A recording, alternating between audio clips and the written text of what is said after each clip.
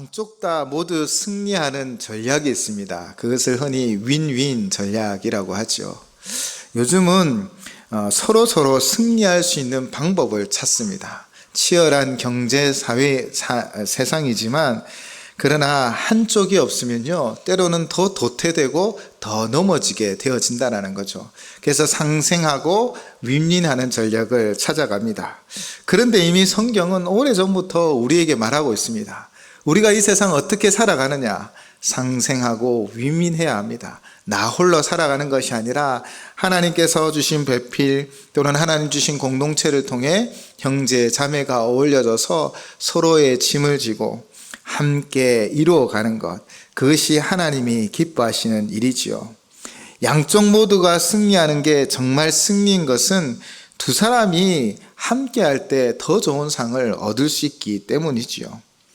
그리고 혹시 그들이 넘어지면 그 한 동무가 그를 일으켜 세워줄 수 있습니다.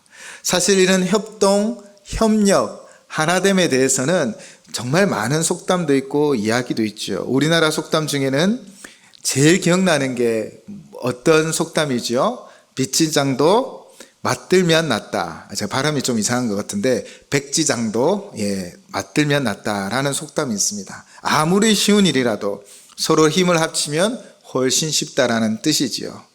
우리가 교회 일을 하다 보면 여러 가지 좀 마음도 상하고 힘든 일도 있습니다.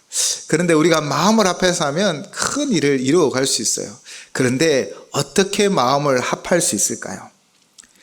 우리가 한 목표를 바라보셔야 합니다. 서로 네가 잘하나 내가 잘하나 이런 비교가 아니라 우리가 오직 하나님만을 바라보고 하나님의 목적을 가지고 하나님의 뜻을 품고 함께 나아가면 하나님의 위대한 역사를 우리가 만들어갈 수 있음을 믿습니다. 그렇게 우리가 하나 될 수 있는 비결 중에 하나는요, 정말 하나님을 바라보는 것입니다. 그렇게 하나님을 위하여 한 마음 한 뜻으로 일할 때 하나님의 위대한 역사가 우리를 통해 반드시 이루어질 줄을 믿습니다. 11절의 말씀은요, 정말 이런 사건이 실화가 있었습니다. 또 두 사람이 함께 누우면 따뜻하거니와 한 사람이면 어찌 따뜻하랴. 인도의 성자라고 불리우는 선다싱이라는 선단싱이 있습니다. 그분은 히말라야를 넘어서 티벳에 복음을 전하기도 했었습니다. 복음의 열정을 가지고 그렇게 히말라야도 넘는 그런 열정적인 분이셨는데요. 한 번은 다른 한 사람과 함께 이 히말라야를 넘어가야 할 때였다고 합니다.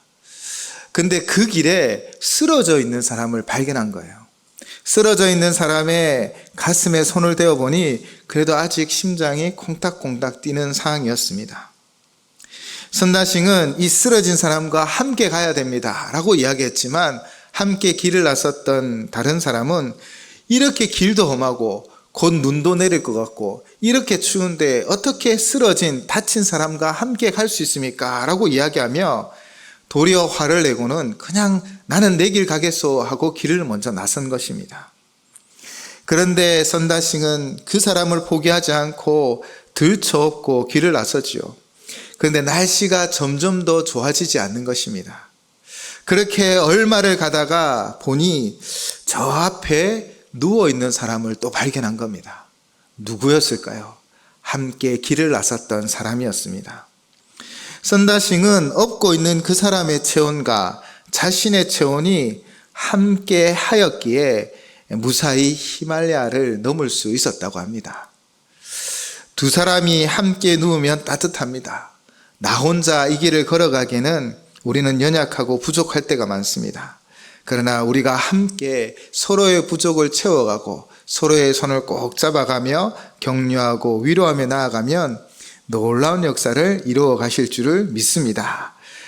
그러한 12절에 무엇이라 말하고 있습니까? 한 사람이면 패하겠거니와 두 사람이면 맞설 수 있나니 세 겹줄은 쉽게 끊어지지 아니하느니라. 아멘. 오늘 제가 이야기 들어보니까 오늘은 구역별로 하지 않으신답니다. 나가실 때 표를 하나씩 받으면 그 표가 뭘까요? 이 조별로 나눠서 한답니다. 4개 조로 하시는데요. 그렇다고 상대편 막 물어뜯고 싸우시면 안 되고 각 조는 함께 모이고 한 마음으로 우리가 나아가면 좋은 성적을 거두게 되어질 줄을 믿습니다. 그리고 또 우리 교회는 한 공동체입니다. 하나님 안에서 이 연산동에 하나님이 우리 교회를 세우셔서 우리 교회를 통하여 빛을 발하고 소금의 역할을 감당하게끔 우리를 부르셨습니다. 우리가 한 사람이면 이 일 힘듭니다. 그런데 우리가 함께하면 반드시 이 땅을 복음화하고 세상을 변화시키는 우리 연산제일교회가 될 줄을 믿습니다. 이 믿음으로 오늘 하나 되는 이 시간이 되셨으면 좋겠습니다. 잠시 기도하겠습니다.